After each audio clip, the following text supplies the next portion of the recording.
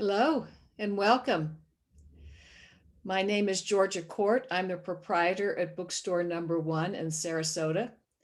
And we're so glad to have you all on the call today, which I think should be something very interesting. And I want to specifically welcome our bookstore partners, Copperfish Books, who I think is on the call today.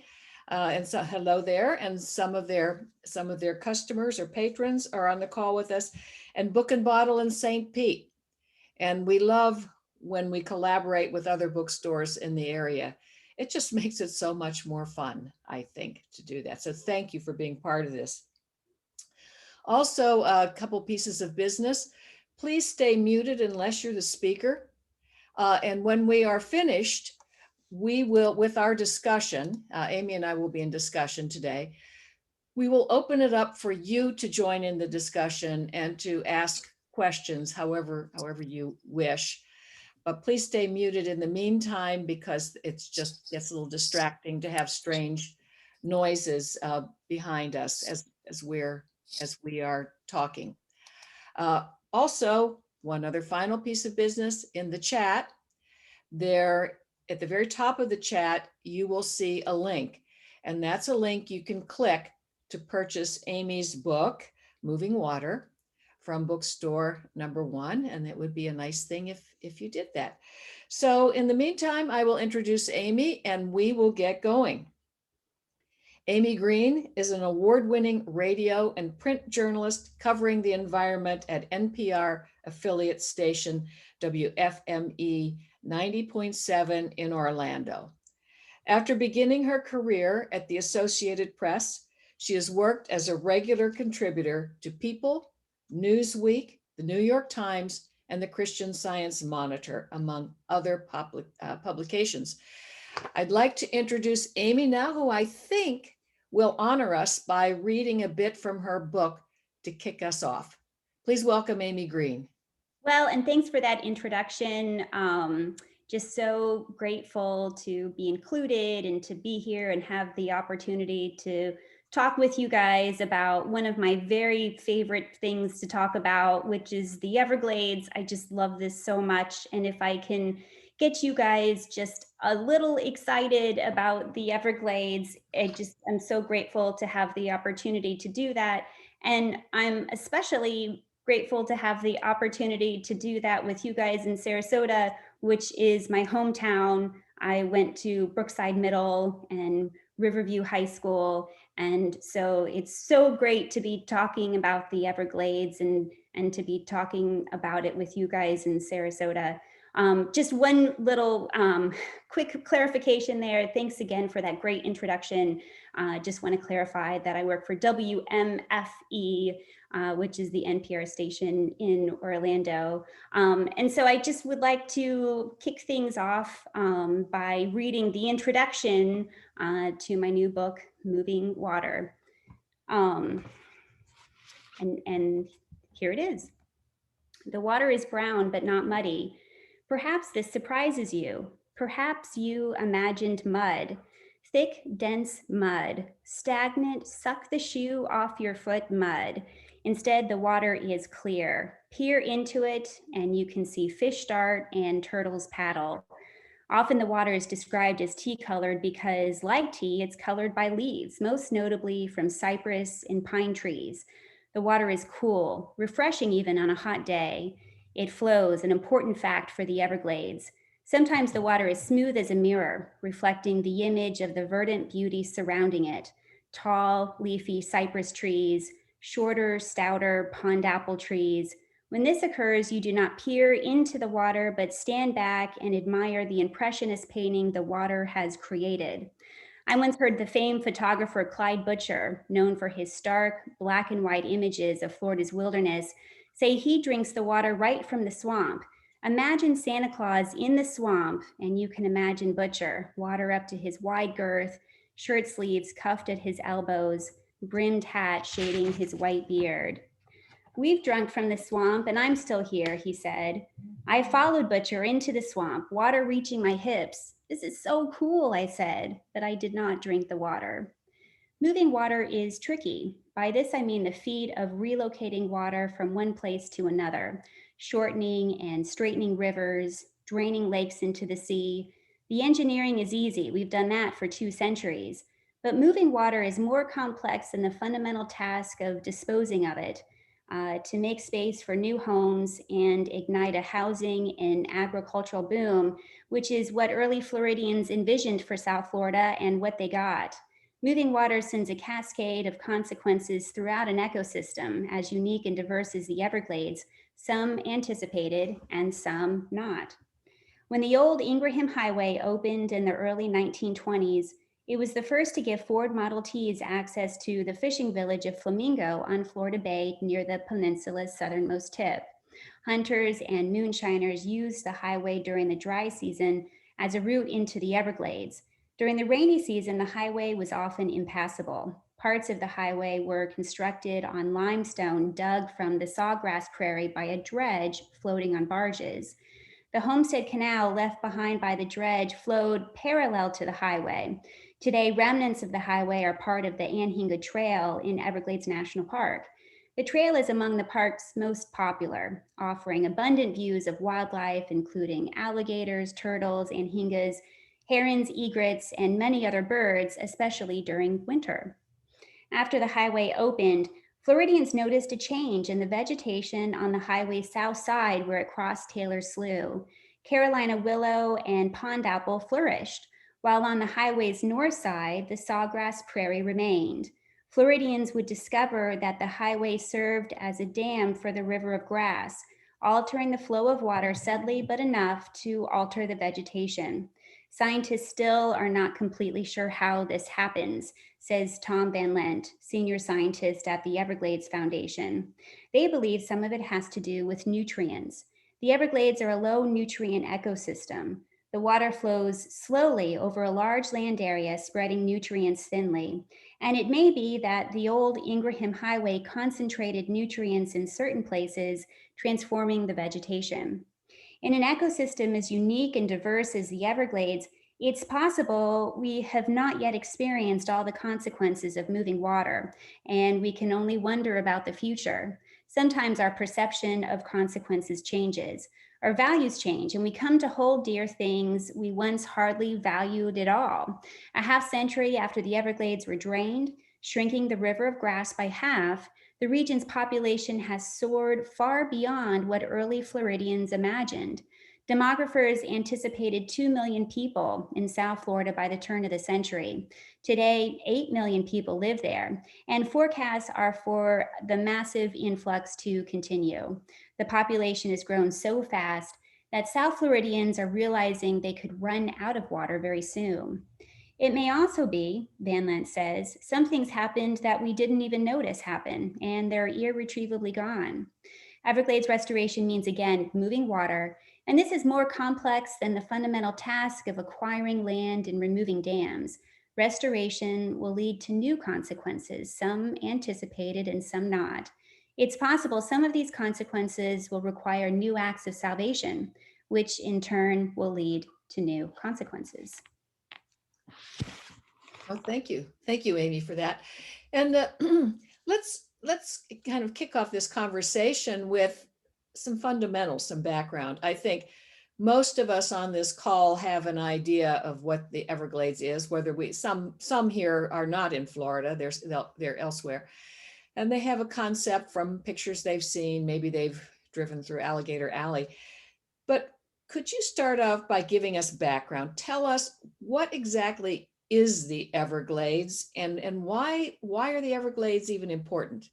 Yeah, sure. So, in real life, I would have gathered with you at the bookstore there in Sarasota, and I might have started the talk off with a question for the audience, which would have been, "What are the Everglades?" Because for such a long time, the Everglades, have been misunderstood.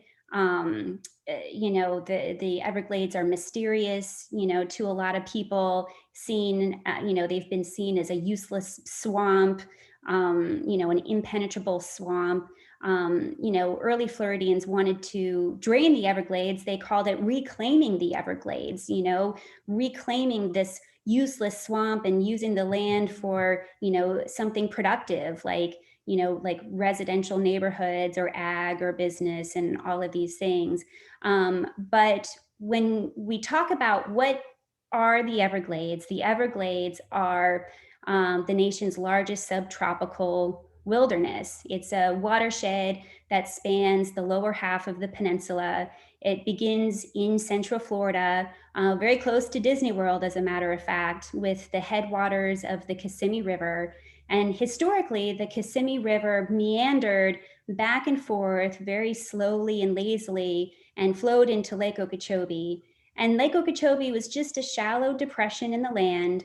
And during the wet season, the water spilled over the lake's southern brim and it flowed south in a very wide, shallow sheet. And this shallow sheet was the Everglades. And from there, it flowed into Florida Bay, which is a very biodiverse estuary in Florida. And so today, the Everglades have been drastically altered with some of the most complex water management infrastructure in the world. I mentioned early Floridians wanted to drain the Everglades and reclaim them. Then in the early 1900s, there were a series of hurricanes that came through the state of Florida, and thousands of people died because Lake Okeechobee overflowed. And so at that point, Floridians wanted to kind of take control of the Everglades. And so the US Army Corps of Engineers implemented this very large waterworks project called the Central and South Florida Project, or the CNSF project. And that started in the mid-century, the last century, and was pretty much completed. And then in the late 80s, early 90s, Floridians began really noticing a lot of the ecological problems that were consequences of all of this water management infrastructure that we've built in the Everglades. So, but what's so important about the Everglades? I mean, I in this country and other countries around the world, we want to preserve nature and so forth. But what is there specifically about the Everglades? What if it disappeared? What if it was dammed all the way up at Orlando and there were no more Everglades and we had housing developments? Why are the Everglades important to keep? Yeah, so that was the vision of early Floridians, was to basically do away with the Everglades altogether and to build over all of South Florida, and but the problem with that is, we're experiencing a lot of the problems today associated with that. Florida experienced a terrible toxic algae problem in 2018, and that continues to be a concern. The Everglades serve as a natural buffer protecting the Florida Peninsula from hurricanes. The mangroves that grow in the brackish water along the edges of the Everglades they serve as a natural buffer when it comes to hurricanes. Most importantly, the Everglades are our most important water resource in the state of Florida, and South Florida's most important drinking water source. And so that is one of the primary goals of Everglades restoration today, which is to bring back historic functions of the Everglades as a means of preserving this very important drinking water source in Florida, which is, the population is just booming. Yeah. So drinking water, that's interesting. I wasn't aware of that. So what municipalities or who's pulling from the Everglades for drinking water? Most of South Florida. Here in Central Florida, we get most of our drinking water from groundwater and the Floridan aquifer. And in South Florida, they also pull from the aquifer, but it's surface water bodies like the Everglades that are replenishing that aquifer water. Oh, So interesting. Very, very interesting. Oh, well, we probably should get to your book and talk about that. I could talk about the Everglades all day and snakes and alligators and all sorts of stuff. But what about your book? What got you started writing this book, which I understand took you 10 years to do, but what got you on that path in the first place? yeah, so Moving Water is a story of two Everglades activists who may be two of the most important Everglades activists you may not have heard of, George and Mary Barley. And in the early 90s, George Barley was a wealthy real estate developer in Central Florida, and he loved to fish in the Florida Keys. He loved to fish for tarpon. And in the early 90s, he couldn't help but notice the environmental problems that were happening in Florida Bay, harmful algae blooms, seagrass die-offs, things like that. And so as he became more informed about the ecological problems happening there and how those ecological problems are connected to things that are happening farther up the peninsula and in the Everglades, he just got really mad, and he just became a dynamo of an Everglades advocate. And by the mid 90s, he his stature and his influence in Everglades policy and in Everglades, politics and advocacy was probably close to the level of the Secretary of the Interior at the time. And he died very suddenly and very tragically in a plane crash. He was on his way to meet with the Army Corps of Engineers about the Everglades, and his plane crashed and he died. And so, really, within weeks of his death, his wife, Mary Barley, took up his cause and a year later engaged in a ballot initiative, a campaign for a ballot initiative for a tax on sugar growers that would have raised money for Everglades restoration. And sugar growers are part of a very large farming community in the heart of the historic Everglades called the Everglades Agricultural Area. And their role in Everglades restoration has always been a big source of very bitter debate. Throughout the history of Everglades restoration. And at the time in 96, this was the most expensive political campaign in Florida history. And today, Mary Barley is still extremely influential in Everglades policy through the Everglades Foundation, which is the organization her late husband established, and the Everglades Trust. You may remember back to 2018 when Governor Ron DeSantis was running on a very environmental platform.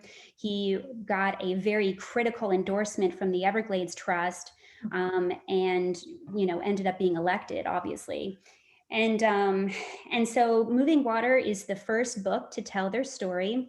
And it also may be the first work of journalism to give credit to Paul Tudor Jones for his role in Everglades advocacy. Paul Tudor Jones is a very wealthy Wall Street tycoon and was George Barley's best friend. And he was kind of the money man behind George Barley's Everglades work and behind Mary Barley's campaign in 96. He funded Audubon's first Everglades position in South Florida, provided funding for the Everglades Foundation and Everglades Trust.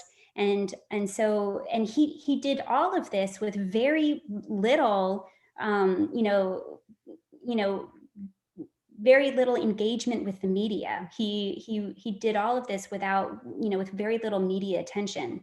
And so people may not be aware of how influential Paul Tudor Jones really has been in the Everglades and environmental policy in Florida through his funding of this advocacy.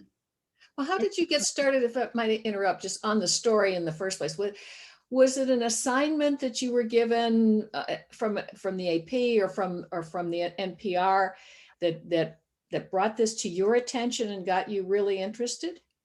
Right. So back in 2008, there was big news in Everglades restoration. The governor at the time, Charlie Crist, had announced just a monumental deal like a $1.75 billion deal where the state would buy out U.S. Sugar Corp, and U.S. Sugar is the nation's oldest and largest sugar producer. And the deal was for the state of Florida to buy out U.S. Sugar and put that land toward Everglades restoration. And at the time, this was seen as monumental news in Everglades restoration because sugar growers and their role in Everglades restoration has always been very hotly contested. And so I started working on an article for Newsweek magazine about the Everglades Foundation, which was very deeply involved in those negotiations.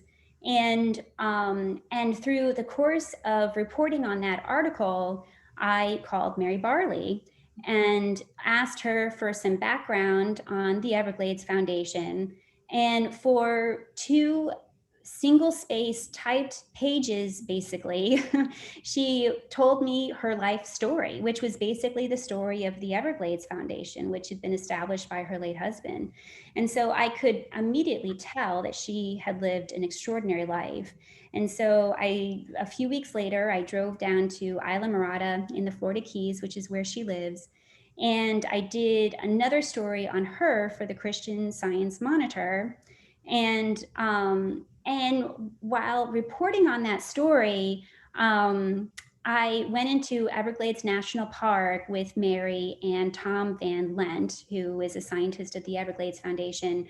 And Tom told me this story about the old Ingraham Highway and how the vegetation on one side was different than the other. And at the time, I was just like, oh my God, this is so fascinating. And I just wanted to learn everything I could about the Everglades. And I was so fascinated by Mary Barley and her life story. Mary is just such a fascinating person. And so a few years later, I called her back and I asked her whether she would be interested in me writing a book about her life. And she said yes. Oh, fabulous. So you're doing all this research then, and I think it's been said that you worked 10 years on that. That's probably mostly research time, I would guess. As you were doing that, what did you find that surprised you the most? What was your aha moment here? Well, there are just so many things that fascinate me about the Everglades. The history, the politics, when we talk about, sugar growers and the Barley's, efforts to raise money for Everglades restoration through a tax, the policy, the restoration, and the science, just the miracle of the Everglades themselves. I think one of the most incredible things is that the Everglades evolved in a system with little or no nutrients. And when we talk about nutrients, we're talking about phosphorus or nitrogen, but in the Everglades, we're especially talking about phosphorus. And these are nutrients, that nourish, plant life and then wildlife. And that's how an ecosystem evolves and sustains itself. And in the Everglades, it evolved as a very low nutrient ecosystem. And so it was an ecosystem that was so incredibly biodiverse, and it achieved that with almost no nourishment. And so yeah, there's so many things about the Everglades that are so fascinating. I also I did a podcast that came out last December on the Everglades. It's kind of a very shortened version of the book in many ways. The podcast is called Drained, and I talk in the podcast about how I have an analytical mind, and the Everglades it's so complicated. And as a journalist, you ask one question and that leads to another and another, and then it's like a Rubik's cube to me that I can't put down. I just want to know more and more and more. Yeah. Interesting project, though. It sounds to me, it sounds like a lot of fun, actually, to do a project like that. But restoration is the main theme, I think, probably of probably your book and what's talked about with the Everglades. But Do you think restoration can effectively be, can you think it can be done? Do you think it'll work? And what makes you think that? Yeah, well, that's a great question, and that's kind of the question of the podcast that I did, and it came out in December, which was the 20-year anniversary of Everglades restoration being signed into law. And when we talk about a massive effort, Everglades restoration, it's one of the most ambitious efforts at ecological restoration anywhere in the world. And so when we think about, is it possible? Can it be done? One of the answers to that question is it's never been done before, and so that's one reason why it's taking so long. But I had another thought on that I wanted to add, and it just escaped me for a minute. I think what I wanted to say was, when we talk about restoration and whether it's possible, we do have to acknowledge that restoring the Everglades to a pristine state is not possible, given the population growth that we've experienced in the state of Florida.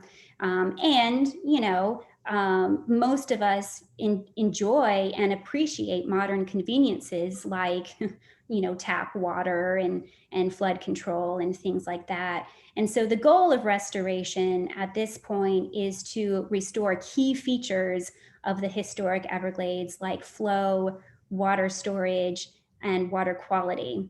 And to achieve that, for the Everglades, for the sake of the Everglades themselves, and again, also to protect our drinking water supply for future generations.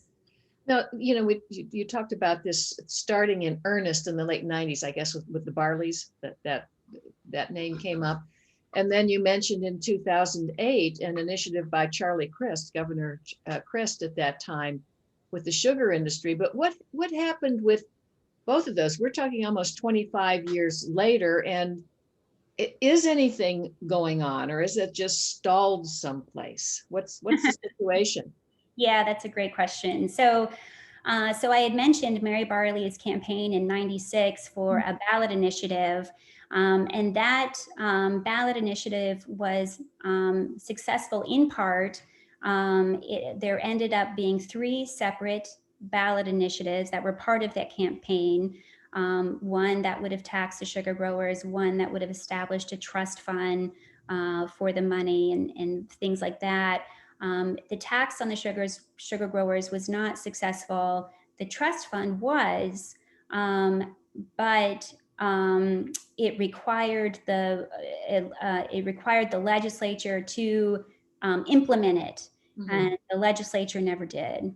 And that's something that Mary Barley has fought in court and taken that to the Florida Supreme Court. So that issue remains in limbo a little bit. What happened in 2008 is something that goes back earlier to 2000, which is when former President Bill Clinton signed Everglades restoration into law. And one of the projects that is part of Everglades restoration is a reservoir south of Lake Okeechobee to store water for the Everglades. And so, um, and so Charlie Crist, by the goal of this US sugar buyout was to basically speed up that project, and that land could have been used in other ways toward Everglades restoration. But one of the main goals was to use that land for a reservoir. And he made that announcement in, I want to say June of 2008. It was in the spring or summer of 2008. And then, of course, the world economy collapsed in late 2008. And so, under the economic conditions of the recession at the time, the state of Florida was unable to to follow through with the deal, that the state had made, and eventually closed on a much smaller piece of land for a lot less money. I see. And you mentioned also Ron DeSantis. And when he was running and when he was elected, the environment was one of his major themes, and the Everglades. And I know we've all been buried as he has been, as all politicians have been in this COVID crisis and so forth. But has there been any movement from this current administration, the DeSantis administration, on this? Yes. His time as governor, in many ways, has represented a turning point for Everglades restoration. Governor DeSantis is a very interesting, whatever you want to call it, character in this story, in the sense that he is really the first statewide politician to run on a platform against sugar growers and live to tell the tale. Sugar growers in Florida politics are an extremely powerful special interest group. And this is a big part of my book, Moving Water, gets into a discussion of how special interests are able to wield incredible power in some of the most personal aspects of our lives. In this case, the food we eat and the water we drink and the environment where we live. And so for many, many years, sugar growers were extremely powerful in Tallahassee and Washington. And then Ron DeSantis came along in 2018, ran on this platform of toxic algae, picked up and ran with this narrative that sugar growers, either in part or in large part, were responsible for this toxic algae problem. And he won. Mm-hmm.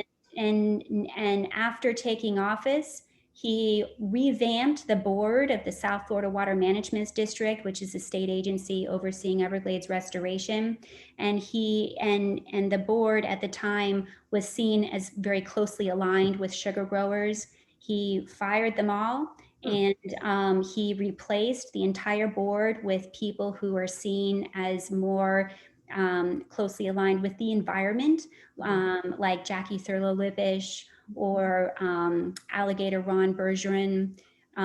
He has put millions of dollars toward Everglades restoration, and his connections with former President Donald Trump helped the former president, helped persuade Trump to put money for Everglades restoration in the federal budget. And so in recent years, the Everglades have been getting more attention and more funding. Okay, well, excellent. So what can we do? Those of us who aren't experts, who aren't scientists, who aren't politicians, what can we do maybe to help kind of move this along? Yeah, I get asked that question all the time, and I would suggest, just doing some reading, doing some research. Arm yourself with some good information. You can read Moving Water. You can listen to my podcast, Drained.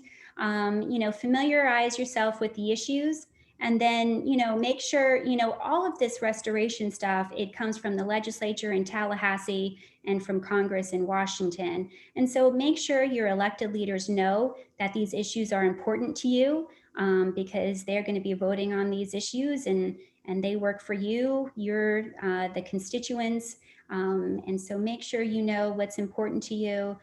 You can also support organizations that are doing great work on these issues, like the Everglades Foundation and the Everglades Trust. Audubon Florida is another organization that does a lot on these issues. And I would also suggest too, as Floridians, um, a very common thread that I see weaving through all of my work as an environmental journalist in Florida is this tension between Florida's booming population and this economy that's based on growth and tourism, and the pressure that puts on our environmental resources, which we, depend on, like our drinking water and all of these things. And so, I think if everyone just, took a little personal responsibility and did their part, pay attention to how much water you're using in your house, how much fertilizer you're putting on your lawns, because that's where these problems begin, which is the growth and development, that we've seen in our state, just this incredible growth and development. Yeah, yeah. I wonder if there are some people who are on the call who are watching who might like to ask a question or weigh in on something. So please feel free to unmute yourselves. And who might like to say something or ask something? Anyone? I I'm can. noticing Kate Stein has her hand up. Okay, Catherine. Okay, Kate. All right. Thank you, Amy. Congratulations. This is a terrific book, and I'm so excited for It's you. good to see you. It's good to see you too. I worked as an environment reporter for the NPR station in Miami, which is how Amy and I know each other. So everyone should read this book. It's terrific. I was just curious, one thing that I found really interesting in your reporting is, and sort of as we talk about the Everglades and Everglades restoration in general, is the relationship between science and politics. I was wondering if you could talk a little bit more about how science has become politicized, because I think that's a theme that we see in a lot of areas of American life right now. And it's just really interesting to see it play out sort of in our backyard in Everglades restoration. Right. So to me, this is one of the most fascinating narratives in Everglades restoration. And there's a chapter in the book called "The Politics of Science," and there was one scientist in particular who was involved in that narrative thread. And I called him up. He lives in Oregon now, and I called him up and I said, "Ron Jones, I'm working on a book chapter, and it's called "The Politics of Science. And I have some questions for you." And he laughed because and nowhere is that more true than in the Everglades. I mean, just for example, that one particular book chapter that I mentioned, it's about that issue of the amount of phosphorus in the Everglades. And this has been a huge issue in the Everglades because of a federal lawsuit that goes back to the late 1980s. And it was a lawsuit against the state, and it was about sugar growers' pollution in the Everglades. The sugar growers were not defendants in the lawsuit, but the lawsuit was about them. And at the heart of the lawsuit was the phosphorus that the sugar growers were using to fertilize their crops. And again, the Everglades historically were a very low nutrient ecosystem, and this phosphorus was just causing an explosion of cattails in the Everglades, to the point where the situation was pretty existential. It was a situation where, potentially you wouldn't have a river of grass anymore. You'd have a river of cattails. And so there was this lawsuit, which led to this settlement, which led to this initial Everglades restoration effort. But the big issue that evolved from this was how much phosphorus is okay for the Everglades.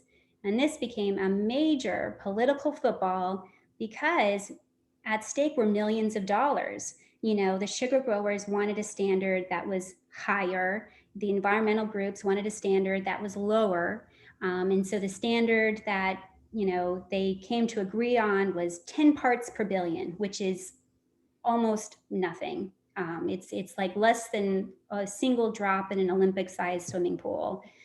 Well, after they established the standard, everyone was like, you know what? We don't know if we have the technology to even meet this standard. So then they had to figure out how to meet it. And that became a whole new debate. And eventually what they ended up doing were building these just massive engineered human-made wetlands in South Florida. And these are engineered wetlands that are like nothing we've ever seen anywhere else in the world.